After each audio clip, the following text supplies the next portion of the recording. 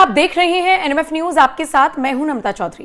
पंजाब में विधानसभा चुनाव होने हैं और उससे पहले राजनीतिक दलों का टूटना फूटना शुरू होने लगा है। एक मंच सजा, देश के प्रधानमंत्री वहां पर नजर आए और साथ में कांग्रेस के वो दिग्गज नेता भी जो हर मोर्चे पर बीजेपी सरकार को घेरते हुए दिखाई देते हैं। पंजाब चुनाव से ठीक पहले कांग्रेस का ये दिग्गज इस मंच पर क्या करता हुआ नजर आया, समझ से परे है।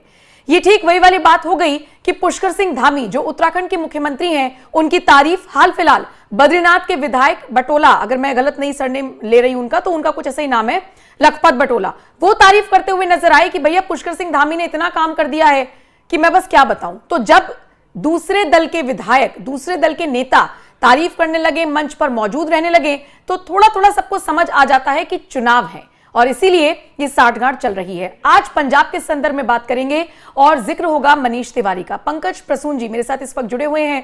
पंकज जी, सुनने में आ रहा है कि पंजाब कांग्रेस में टूट फूट की खबरें हैं। चन्नी पहले से नाराज हैं, चन्नी के साथ 50 नेता ऑलरेडी हैं और अब मनीष तिवारी को लेकर भी खबर है।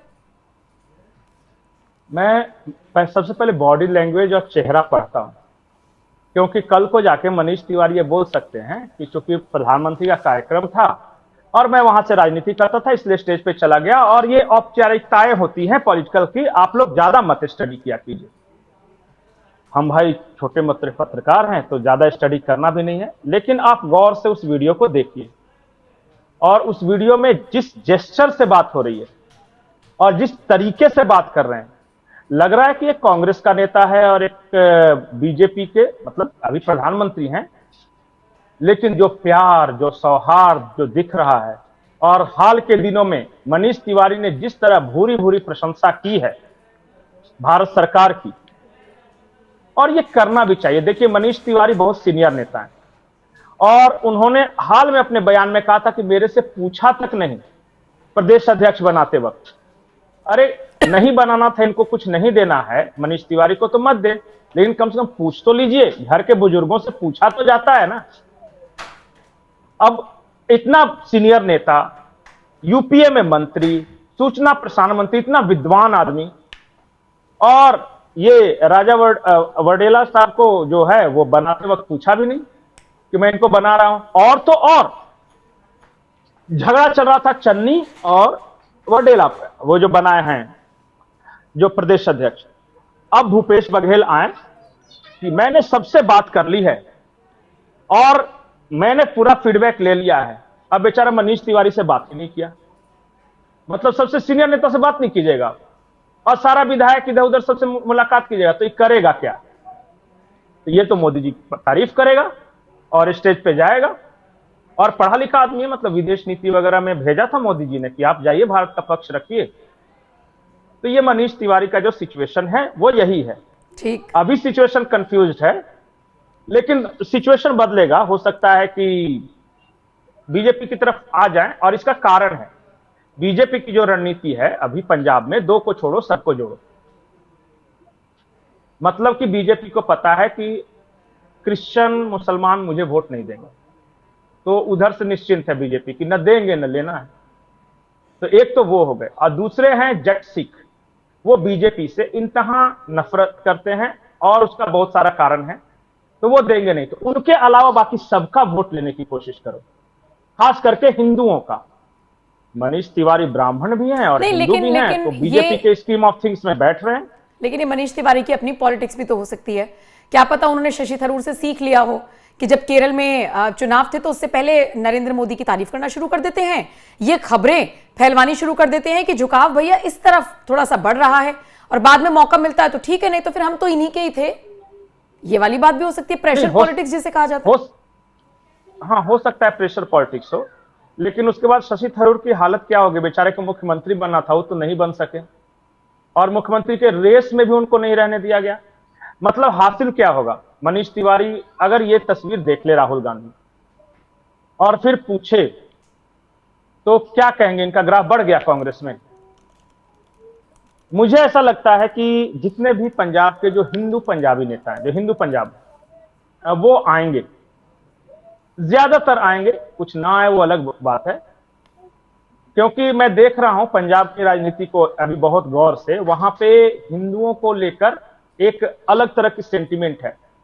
अचानक खबरें आई कि जब आतंकवाद था तो हिंदुओं को भी बहुत मारा गया था। फिर मैं एक खबर देख रहा था कि पंजाबी हिंदुओं को उसी तरह मार मार के भगाया गया था जैसे कश्मीर से हिंदुओं को भगाया गया था, और पंजाब के हिंदू हिमाचल में तो हरियाणा में जाके चुप गए थे। तो ये सारे जो नैरेटिव है ना, अकारण नहीं आ रहे, कुछ तो चल रहा है।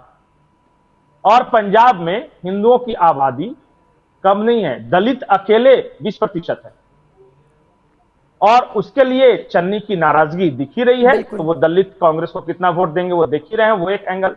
उसके बाद दलित भी हिंदू हैं, तो जो हिंदू हैं जो कन्वर्ट ना हुए हैं उनको बीजेपी टारगेट कर रही है, और सैनी जी को भेजा गया, नायब सिंह सैनी जी को लगाया गया है, वो पंजाब में लगे हुए हैं। पता है सैनी जो कास्ट है पंजाब में सबसे ज्यादा है हिंदुओं में, संख्या के लिहाज से हिंदुओं में सबसे बड़ा कास्ट, तो वहां पे चले गए हैं। तो मुझे ऐसा लग रहा है कि सारी चीजें जा रही है। और यही बात कांग्रेस की, तो कांग्रेस ऐसा कोई चुनाव नहीं देखा जिसके पहले कांग्रेस टूटती नहीं, या सही बात, आपस में फैक्शन नहीं होता। कोई भी ऐसा विधानसभा चुनाव नहीं देखिएगा कि जिससे पहले कांग्रेस का बंटवारा न हुआ हो। इससे पहले वाले चुनाव में अमरिंदर सिंह ठीक ठाक सरकार चला रहे थे, कांग्रेस मजबूत भी थी, पर सिद्धू जी से बयानबाजी करवाया गया, और न सिद्धू को मिला न अमरिंदर सिंह को मिला, बना दिए चन्नी को, और खूब प्रचार किया गया कि चन्नी दलित हैं, दलित हैं, दलित नेता हैं। कांग्रेस ने प्रचार किया, फिर चन्नी खुद भी हार गए इलेक्शन, पार्टी भी हार गई, अब चन्नी नाराज। अब चन्नी के जगह पे वो राजा वेडिंग को लेके आए हैं। अब राजा वेडिंग का क्या जनाधार है मुझे नहीं पता कि कितना ये है, लेकिन देखिए जो होना है वो तो होगा। मुझे लगता है पंजाब की पॉलिटिक्स इस वक्त बहुत इंटरेस्टिंग है, और अभी से लेकर चुनाव तक आप यूपी देखें या ना देखें, देहरादून देखें या ना देखें, पंजाब जरूर देखिए, क्योंकि वहां फोरगोन कंक्लूजन है, वहां सबको पता है। चलिए यहां इंटरेस्टिंग है।